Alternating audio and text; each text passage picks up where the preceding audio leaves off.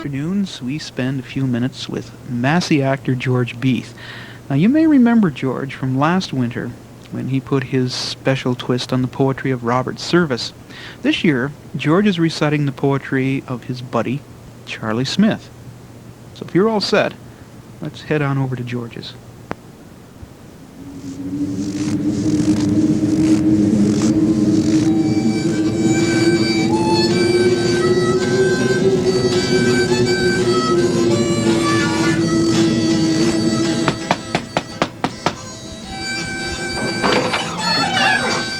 Well, hello again. Come on in and sit ye down. I'm just sitting here as usual enjoying the written word as written by people who know and people who have a feeling for the north and a feeling for the countryside.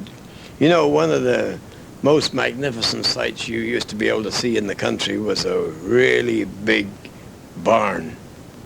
Beautiful, erect, well-built, strong barn. And it was put to use, to good use for many, many years. But you know, since farming has declined in this country, then around the country mostly we see is decaying, rotting, falling down barns. Sad to see when you think of all the time and work that went to build those barns.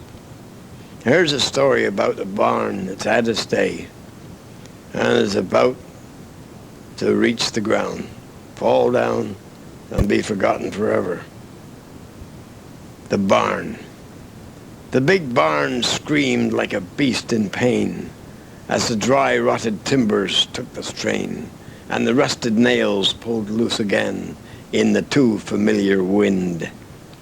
She shifted just a foot or two, and she creaked and groaned like lost ships do, as she slowly lost her line so true, standing square alone in the blast. The crumbling concrete stable cracked, the snow on her roof pushed down on her back. The relentless wind wailed through the cracks, and the snow drifted into the mow. The hand-hewed 100-year timbers bent, and the new aluminum roofing went, and billowed and swelled like a flapping tent when the pegs are pulled and gone. The big barn sang her death song well, and she sang it long before she fell, for it's hard to break the standing spell of love and labor's hand. Some planks flipped flown through their long way down, while her footings fought to hold the ground, and the snow slid on her tortured crown while the weary day wore on. And no man heard her cry for aid as she wailed for help like an outraged maid, except for those that long had laid in their graves in the nearby hill. And tears ran down from their hollow eyes when they felt her splintering beauty die, and they rolled the earth and gained the sky as shadows in the wind. They stood there mute in the howling gale, and they saw her lean and they saw her fail, while her cries ran up and down the scale. Then the cruel north slapped her down. The crash of her fall hid their cries of despair, and the dust, hay, and snow flew up in the air, while broken timbers everywhere stuck up like ribs in the night. The wind shrieked high in unholy glee, and smoothed their graves so the path was free, and covered with drifts that crafted tree, brought low by neglect and time.